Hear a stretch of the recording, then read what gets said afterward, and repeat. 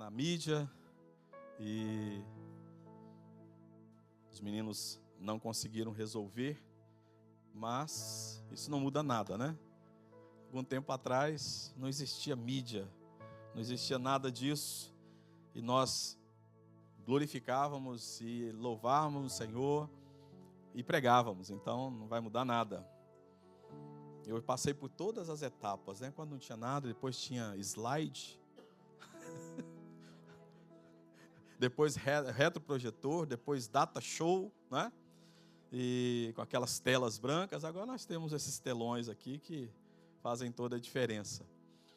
Eu ia fazer o lançamento de alguns livros hoje, mas não vou fazê-lo, porque esses livros são digitais, mas numa outra oportunidade nós vamos fazê-lo. Então nós vamos direto para a ministração da palavra.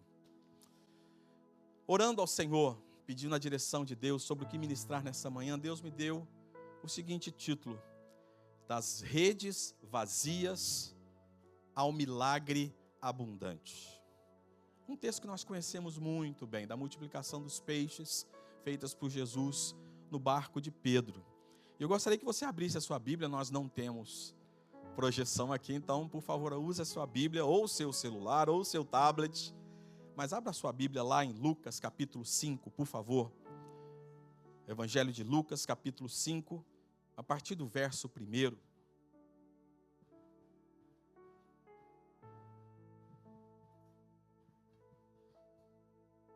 A palavra do Senhor assim nos diz: certo dia, Jesus estava na praia do lago da Galileia, e a multidão se apertava em volta dele para ouvir a mensagem de Deus. Ele viu 2 barcos no lago, perto da praia. Os pescadores tinham saído deles e estavam lavando as redes. Jesus entrou num dos barcos, o de Simão, e pediu que ele o afastasse um pouco da praia. Então sentou-se e começou a ensinar a multidão. Quando acabou de falar, Jesus disse a Simão: leve o barco para um lugar onde o lago é bem fundo, e então você e seus companheiros joguem as redes para pescar. Simão respondeu: mestre, nós trabalhamos a noite toda e não pescamos nada, mas já que o Senhor está mandando jogar as redes, eu vou obedecer. Quando eles jogaram as redes na água, pescaram tantos peixes que as redes estavam se arrebentando. Então fizeram um sinal para os companheiros que estavam no outro barco, a fim de que viessem ajudá-los. Eles foram e encheram os 2 barcos com tanto peixe, que os barcos quase afundaram. Curva sua cabeça. Senhor nosso Deus, a Tua palavra, Senhor, foi lida nesta manhã. Senhor, essa palavra já foi lida tantas vezes, essa ministração já foi feita tantas vezes, mas nós estamos aqui nesta manhã porque queremos receber de Ti. Queremos ser visitados na Tua palavra, que Tu possa me usar conforme a Tua vontade, Pai. Fala conforme o Teu querer. Esta é a oração que eu te faço. Em nome de Jesus, o Teu Filho, eu te peço. E em nome dEle, eu te agradeço. Amém? Era para projetar aqui uma imagem, acho que não, né? Sobre um quadro. Aqui está. Está melhorando, tá vendo? Oração. Esse quadro, irmãos, é conhecido como checkmate. Quem joga xadrez conhece que o checkmate é quando a pessoa está ganhando o jogo e não tem saída para outra pessoa. E ele foi escrito por um pintor alemão, um nome bem complicado, Friedrich Nietzsche, né? Deve ser isso, que retrata um homem, que aqui está, preocupado, não é? Jogando xadrez com o diabo. E conforme a jogada, ele está perdendo. E o diabo deu um checkmate. Conta-se a história, esse quadro estava exposto lá no Museu de Louvre, em Paris. Depois ele foi vendido para alguém particular e não está lá mais. Mas conta-se que um certo dia, um renomado jogador de xadrez, quem conhece aí, Paul Morphy, estava visitando o Louvre. E ele estava sendo conduzido por um guia. E quando chegou diante desse quadro, o guia fez essa explicação. mostrou o quadro, explicou o nome dele, porquê e tudo mais, e seguiu em frente com as pessoas que estavam sendo conduzidas. Só que o jogador, o Paul Murphy, ele não foi, ele ficou. Continuou a contemplar o quadro. E aí o guia, vendo que ele havia ficado para trás, voltou e perguntou: por que você está olhando? Ele falou: eu estou olhando porque, na verdade, ainda existe uma jogada para o rei. E esse checkmate, ele ainda não é válido, porque o homem ainda tem uma jogada, ele ainda pode movimentar o rei e não perder a partida.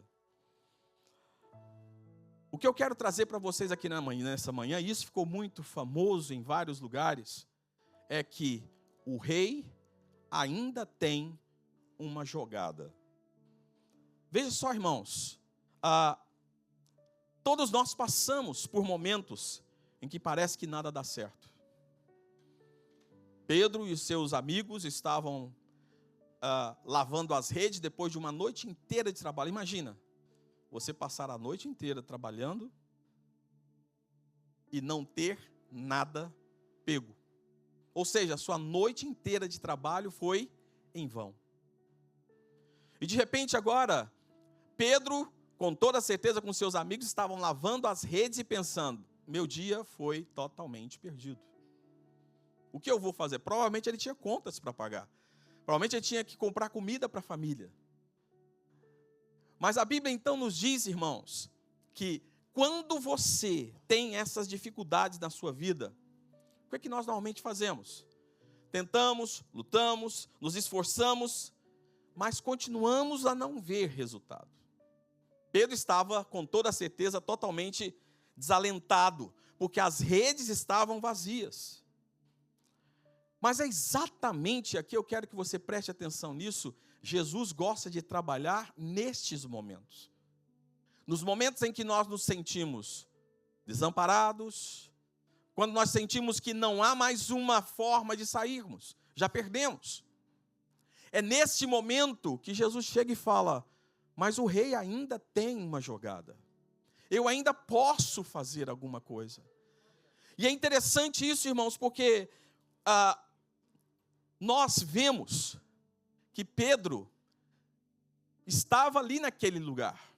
E não era a primeira vez. Jesus já conhecia Simão. Jesus já tinha sido apresentado por Tiago a Jesus. Ou melhor, Tiago já havia apresentado Simão a Jesus. E Jesus o reconheceu. E disse: Simão, deixa eu entrar no seu barco, porque eu preciso pregar para a multidão.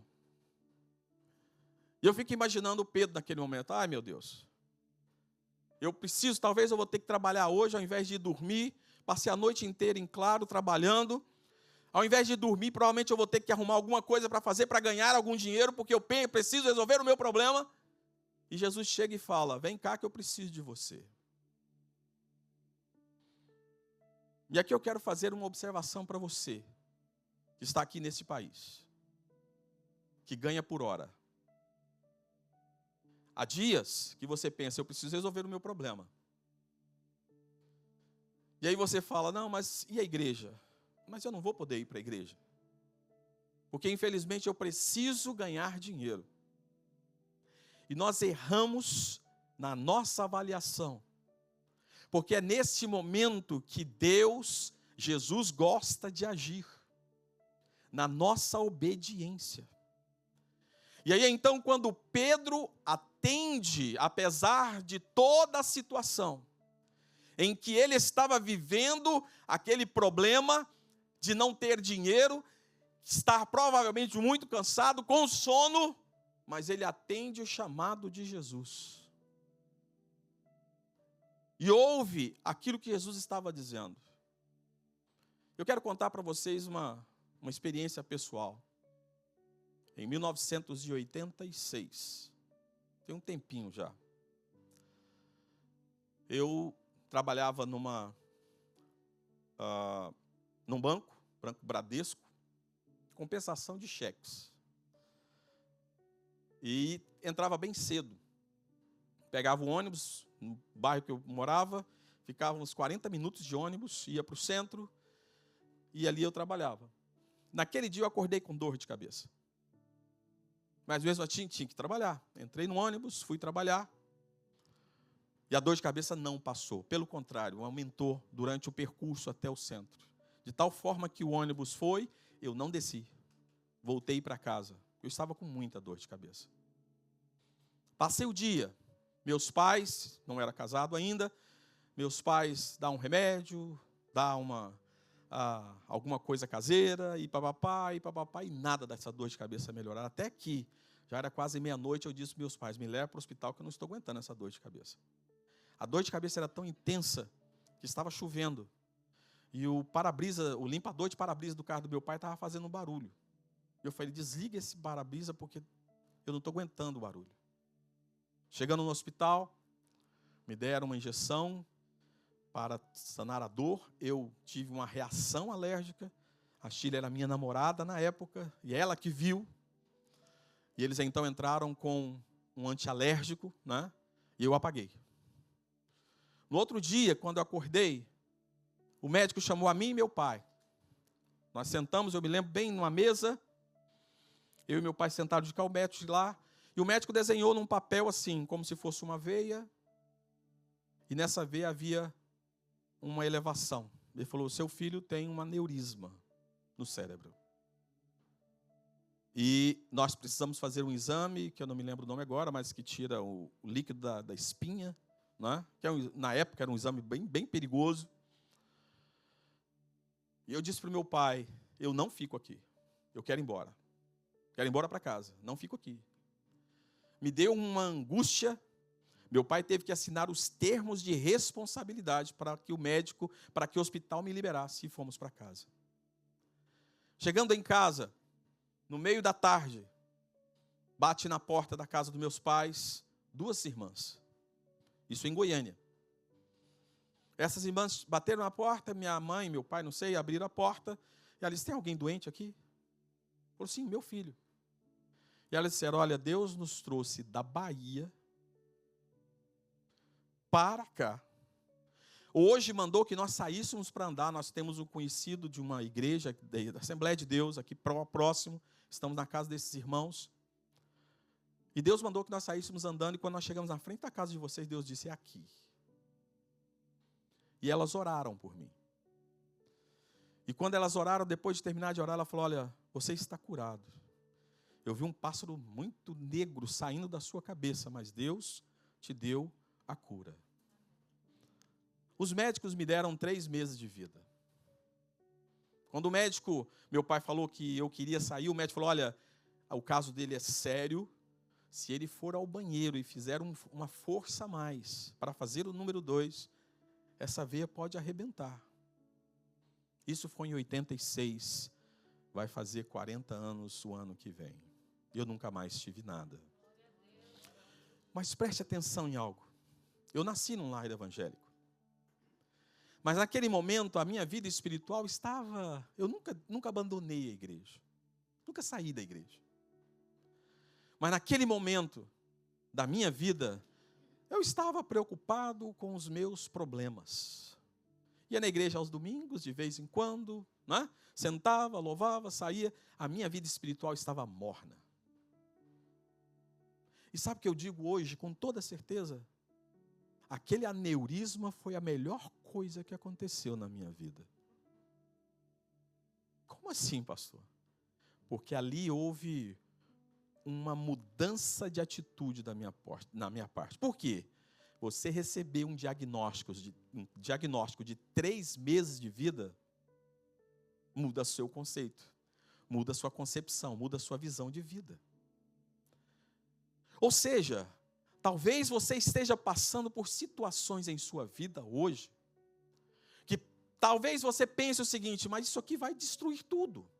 Não há mais solução, não há mais saída, acabou, eu não tenho mais o que fazer. É neste momento que Jesus entra e diz, eu ainda tenho uma jogada, eu ainda tenho algo a fazer. Eu ainda posso mudar a sua realidade. Na verdade, eu quero transformar a sua realidade em algo muito diferente. E eu gostaria de trazer para vocês alguns pontos sobre esse episódio de Pedro com Jesus. O primeiro deles nada em nossa vida acontece por acaso. Veja lá no versículo 2, e os pescadores estavam lavando a rede. Por que eles já não tinham ido embora? Por que eles ainda não estavam tentando pescar? Por que Jesus estava ali naquele momento? Tudo parece muito acaso, mas para Deus não existe acaso. Para Deus existe o momento certo, o momento exato, e nada, absolutamente nada foge do controle dele. Jesus sabia que Pedro não havia pescado nada naquela noite. Jesus sabia que ele estava cansado. Jesus sabia que ele estava com sono. Jesus sabia que ele estava desanimado, estava desesperado, provavelmente. Jesus sabia de tudo isto. E a primeira coisa que Jesus disse para Pedro foi: deixa eu entrar no seu barco. Talvez você esteja hoje passando por tantos problemas. E Jesus está dizendo: deixa eu entrar na sua vida. Deixa eu resolver os seus problemas. Você está tentando de todas as maneiras resolver os problemas por conta própria. Mas você não é capaz. Você já passou a noite inteira pescando. Você acha que você tem experiência. Pedro era um pescador experiente. Mas Deus está dizendo para ele: você acha que tem experiência, mas eu tenho a resposta. Confia em mim. Espera na minha palavra. Deixa eu entrar na sua vida. Deixa eu entrar no seu barco. Deixa eu entrar no seu problema. Entregue isso a mim. Deixa que eu resolvo. Venha me servir. Venha estar ao meu lado. Venha estar na minha presença. Porque eu tenho respostas. Eu sou Deus. E nós precisamos entender isso, irmãos. A Bíblia nos ensina que até na escassez é usada por Deus como preparação para o milagre. É na escassez. Na verdade, aquilo que para nós é escassez, para Deus é início de uma grande e abundante colheita, ou pescaria, ou resultado para o seu problema. Quando tudo parece totalmente sem solução, é nesse momento que Jesus entra com a solução, um milagre para que você veja, para que você experimente, para que você testifique que só Ele tem o poder para realizar, para mudar a sua realidade. Deus é um Deus que trabalha nos bastidores do vazio. É quando nós nos sentimos vazios, desesperançosos, quando nós nos sentimos sem solução, é aí que Deus trabalha. Porque Ele não vai dar a glória dEle a ninguém. Porque às vezes você pode achar que a glória é sua, que a glória é do patrão, que a glória é desse país, que a glória está no dólar. E Deus diz: eu não dou a minha glória a ninguém, a glória é minha. E você precisa me reconhecer como Deus na sua vida. Somente dessa maneira você vai ver o milagre acontecer. Um outro ponto importante: Deus sempre usa aquilo que temos a oferecer. No versículo 3, e entrando num dos barcos, o que era de Simão. Sabe o que acontece, irmãos? Deus não vai usar pedras. A Bíblia diz isso. Que se nós não clamarmos, até as pedras vão clamar. Se nós não pregarmos o Evangelho, as pedras vão clamar e vão pregar. E Jesus está dizendo: eu quero usar você. Eu quero usar os seus recursos. Eu quero usar os seus dons. E aí você pode pensar: o que eu tenho para oferecer? Pedro podia estar pensando: mas você vai entrar no barco para quê? Fala daí mesmo. Ou então arruma um barquinho melhor. O meu barco está tão sujo, tão desajeitado. Meu barco já está quase indo a pique. Você está querendo entrar no meu barco por quê? Talvez você esteja pensando: mas Deus vai me usar? Como? Eu não tenho nada a oferecer. Lê do engano seu. Deus quer te usar. Mas sabe como é que ele te usa? Ele não usa você porque você é espetacular e maravilhoso, porque nós não somos. Nós não somos espetaculares e maravilhosos. Nós não somos dotados de grandes capacidades. É exatamente aí, naquela palavra que ele disse para Paulo: o meu poder se aperfeiçoa na sua fraqueza. Aonde você acha que você não é capaz, é aí que eu vou te capacitar. Porque eu sou Deus, e eu posso e quero te usar. Você está aqui nesta manhã, você conheceu a Jesus, você foi lavado e remido no sangue de Cristo. Deixa eu te falar uma coisa, Deus não erra, não tem como errar. Então, se Ele não erra, não tem como você achar que Ele te escolheu mal. Ele não te escolheu mal. Ele sabe exatamente quais são as suas fraquezas, Ele sabe exatamente quais são as suas debilidades, Ele sabe tudo sobre você, mais do que você mesmo. Mas mesmo assim, Ele te escolheu. E a palavra dele foi: vá e deis fruto.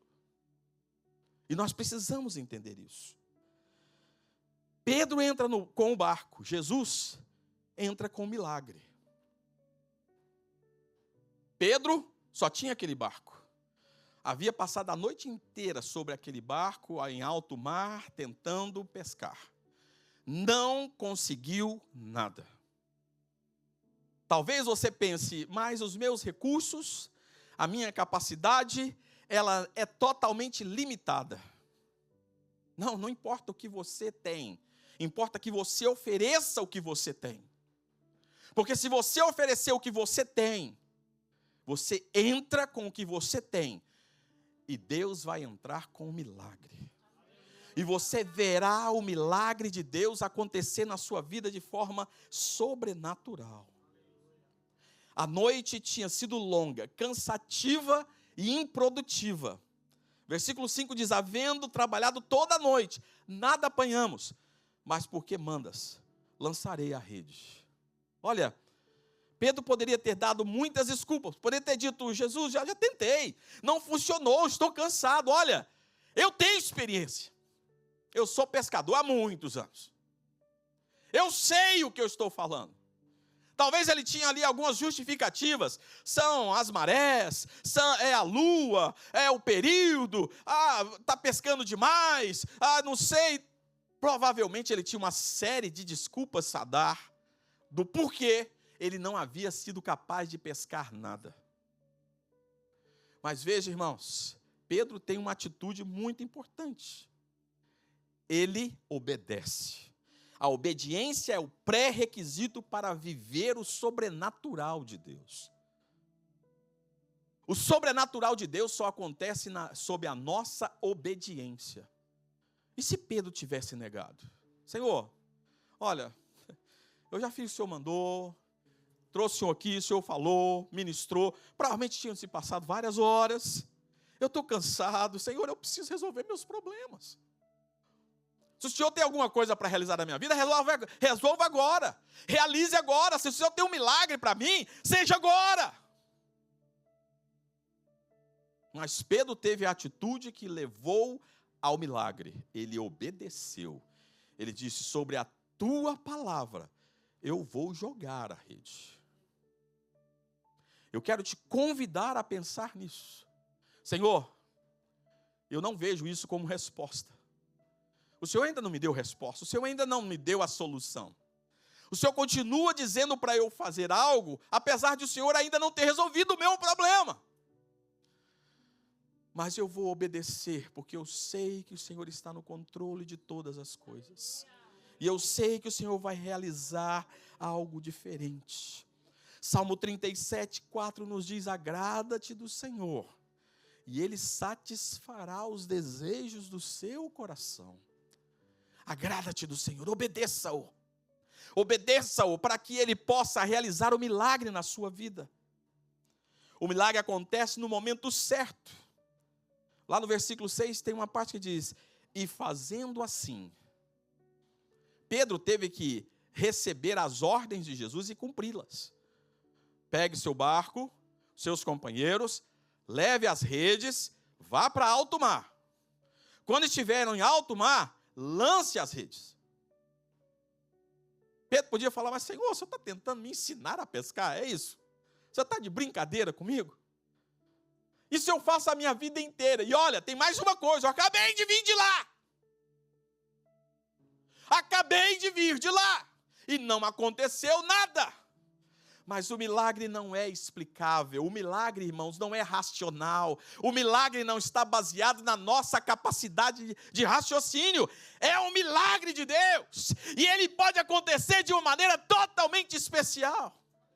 Eu quero dizer para você que está aqui nesta manhã, que talvez está buscando uma resposta de Deus, está pensando que Deus vai responder de alguma maneira, mas Deus responde da maneira dele, no tempo dele e na hora dele, mas ele responde, porque ele é Deus. Ele responde, porque ele é Deus. Creia nisso. Não foi Pedro quem quis, não foi durante a madrugada, não foi, mas foi no tempo de Deus. Talvez você esteja tentando forçar Deus a agir no seu tempo, mas ele não se atrasa e também não se adianta. A sua entrega precisa ser total, inclusive do seu tempo. Inclusive do seu tempo. Pode parecer que não, mas o nosso tempo é a coisa mais preciosa que nós temos. E Deus quer que nós entreguemos a Ele o nosso tempo. Sim, eu vou falar. Pastor aquele não está aqui. Até parece que está sendo filmado, né? Pastor Hélio só acabou de falar aqui sobre as 30 semanas. Irmãos, é uma bênção.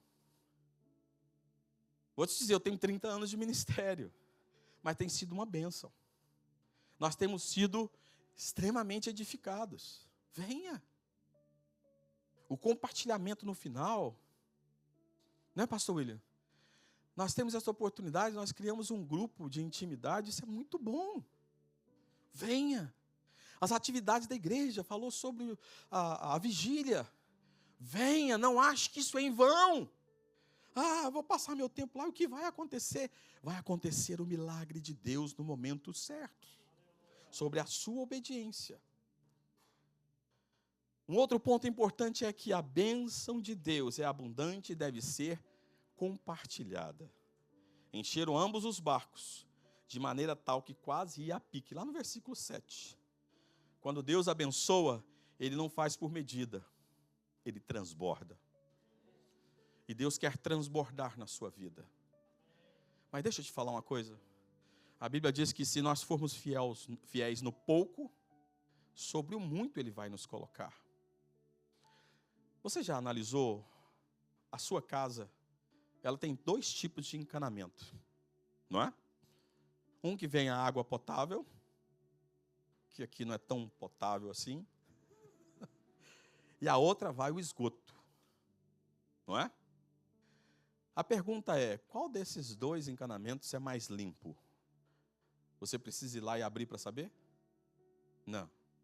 Nós sabemos que o que traz a água limpa é um cano limpo. O que leva o esgoto é um cano sujo.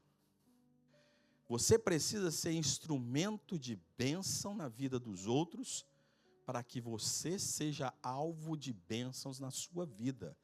Deus quer usar você para abençoar vidas. E enquanto isso, você é o primeiro beneficiado.